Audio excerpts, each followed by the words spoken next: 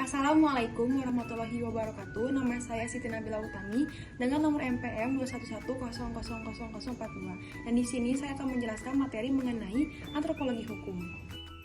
Yang pertama yaitu mengenai pengertian dari antropologi hukum itu sendiri. Istilah antropologi berasal dari bahasa Yunani, yaitu berasal dari kata anthropos dan logos. Anthropos berarti manusia dan logos memiliki arti cerita atau kata atau ilmu. Antropologi mempelajari manusia sebagai makhluk biologis sekaligus makhluk sosial. Antropologi hukum adalah bagian dari antropologi yang mempelajari perilaku hukum masyarakat, budaya hukum masyarakat, dan cara pandangnya terhadap hukum dan produk-produk turunannya. Hukum-hukum itu bukan hanya tertulis dan diundangkan oleh pemerintah, tetapi juga hukum yang tidak tertulis dan disepakati masyarakat setempat. Antropologi itu sendiri didefinisikan sebagai suatu ilmu yang mempelajari tentang manusia, baik dari segi budaya, perilaku keanekaragaman, dan lain sebagainya. Perkembangan antropologi, fase pertama yaitu akhir abad ke-15 atau awal abad ke-16 hingga sebelum abad ke-18. Akhir abad 15, bangsa Eropa melakukan perjalanan keluar benua Eropa sehingga terciptalah buku kisah perjalanannya yaitu etnografi. Ditandai dengan munculnya etnografi dan deskripsi kebudayaan bangsa-bangsa non-Eropa. Dipelopori oleh para penjelajah dan misionaris. Tujuannya untuk memahami dan mendokumentasikan kebudayaan lain.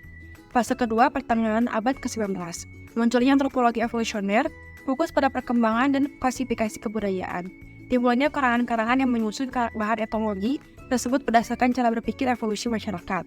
Fase ketiga awal abad ke-20, negara-negara Eropa mulai menguasai atau menjelajah daerah-daerah primitif sehingga ilmu antropologi sebagai ilmu yang mempelajari bangsa-bangsa menjadi sangat penting untuk keperluan pemerintahan jajahan. Munculnya antropologi fungsional dan antropologi struktural, fokus pada fungsi dan struktur kebudayaan. Fase keempat atau setelah tahun 1930-an, ilmu antropologi mengalami perkembangan yang sangat luas, baik dalam hal bertambahnya bahan pengetahuan yang lebih teliti dan ketajaman metode-metode ilmiahnya. Munculnya antropologi budaya dan antropologi simbolis, dan fokus pada makna interpretasi kebudayaan. Lalu fase kelima, yaitu sejak tahun 1970-an, 50 ahli ilmu antropologi dari Eropa dan Amerika termasuk Uni Soviet mengadakan simposium internasional untuk meninjau dan merumuskan tujuan pokok serta ruang lingkup antropologi. Tidak hanya suku bangsa primitif di luar Eropa, tetapi beralih pada manusia di daerah pedesaan pada umumnya atau Eropa dan beberapa kota kecil Amerika ditinjau dari sudut keanekaragaman fisik serta kebudayaannya. Ditandai dengan fragmentasi dan diversifikasi antropologi. Munculnya berbagai subdisiplin antropologi seperti antropologi feminis, antropologi postmodern, antropologi lingkungan, dan lain sebagainya. Sementara antropologi Indonesia mulai berkembang pada masa kolonial Belanda. Para antropolog Belanda mempelajari kebudayaan dan masyarakat Indonesia untuk membantu mereka dalam pemerintahan kolonial. Setelah kemerdekaan Indonesia, antropologi berkembang pesat dengan lahirnya berbagai lembaga penelitian dan pendidikan antropologi. Para antropolog Indonesia banyak melakukan penelitian tentang berbagai aspek kebudayaan dan masyarakat Indonesia, seperti adat istiadat, agama, bahasa, dan politik. Yang selanjutnya itu cabang antropologi. Yang pertama yaitu antropologi biologi, dikenal sebagai antropologi fisik, mempelajari evolusi dan biologi manusia. Ini termasuk mempelajari fosil manusia, primata, dan variasi manusia. Cabang antropologi ini berkaitan dengan asal-usul manusia, evolusi, dan keragaman fisik.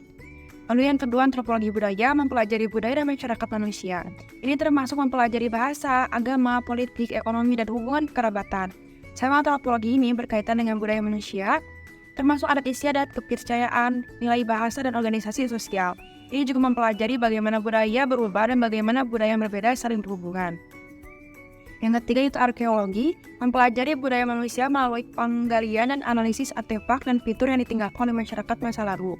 Cabang antropologi ini mempelajari budaya dan masyarakat masa lalu melalui penggalian analisis artefak, fitur, dan situs arkeologi. Arkeolog menggunakan metode ilmiah untuk mempelajari sisa-sisa material budaya manusia untuk memahami bagaimana orang hidup di masa lalu. Lalu yang selanjutnya itu linguistik antropologi, mempelajari bahasa dan bagaimana bahasa itu terkait dengan budaya. Ini termasuk mempelajari bagaimana bahasa berkembang, bagaimana bahasa digunakan dalam masyarakat, dan bagaimana bahasa berhubungan dengan pemikiran dan kognisi. Cabang antropologi ini mempelajari bahasa dan bagaimana bahasa itu terkait dengan budayanya. Yang selanjutnya yaitu antropologi fisik. Antropologi fisik mempelajari manusia sebagai organisme biologis yang melacak perkembangan manusia menurut evolusinya dan menyelidiki variasi biologis dalam berbagai jenis atau spesies. Selain itu, antropologi fisik juga fokus terhadap evolusi manusia. Antropologi fisik dapat dibedakan lagi ke dalam dua bidang kajian, yaitu yang pertama, paleoantropologi. Adalah cabang dari antropologi fisik yang mempelajari asal-usul dan evolusi manusia dengan menggunakan segala bahan penelitian dari sisa-sisa tubuh yang telah membantu atau fosil-fosil manusia dari zaman dahulu yang tersimpan dalam lapisan bumi. Lalu yang kedua itu antropologi biologi, atau disebut juga antropologi fisik dalam arti khusus, merupakan ilmu yang mencoba mencapai suatu pengertian tentang sejarah terjadinya aneka warna makhluk manusia dipandang dari ciri-ciri tubuh. Bahan penelitian antropologi biologi terdiri dari ciri-ciri tubuh seperti warna kulit, warna dan bentuk rambut, indeks tengkorak, bentuk muka, warna mata, bentuk hidung, tinggi, dan bentuk tubuh. Lalu yang selanjutnya antropologi budaya.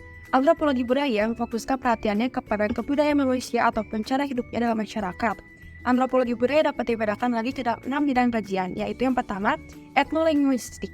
Adalah cabang antropologi budaya yang mempelajari tentang artikulasi dan fenomena keragaman manusia dari segi bahasa, tata bahasa, dan ciri bahasa dan individu manusia selaku pendukung kebudayaan.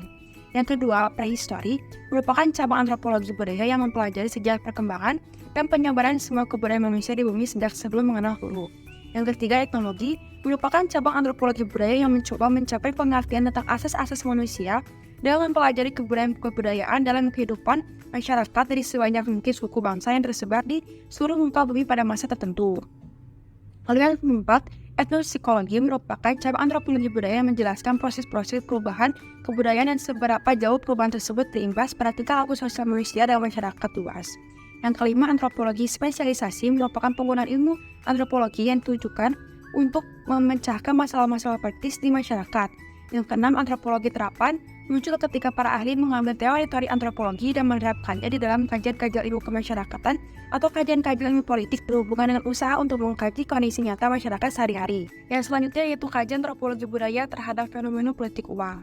Politik uang adalah praktik pemberian uang atau barang kepada individu atau kelompok untuk mempengaruhi suara mereka dalam pemilihan umum. Praktik ini dianggap sebagai bentuk korupsi dan dapat merusak demokrasi. Antropologi budaya dapat memberikan perspektif yang unik untuk memahami fenomena politik uang.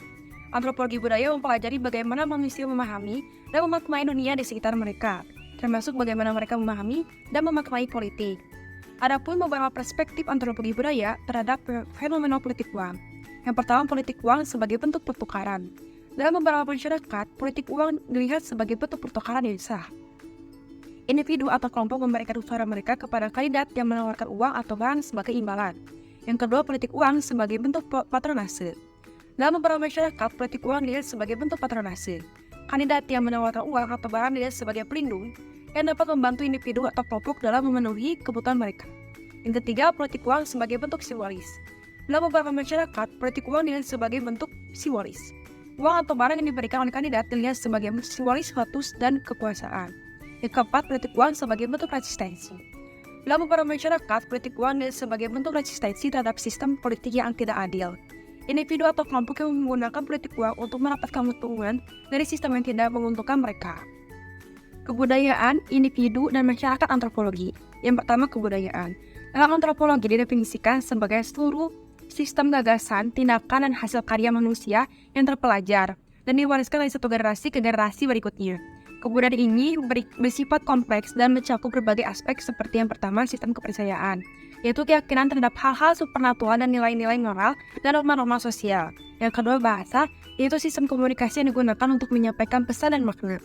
Yang ketiga, teknologi, yaitu alat dan teknik yang digunakan untuk memenuhi kebutuhan hidup. Yang keempat, kesenian, yaitu bentuk ekspresi kreatif manusia seperti musik, tari, dan seni visual.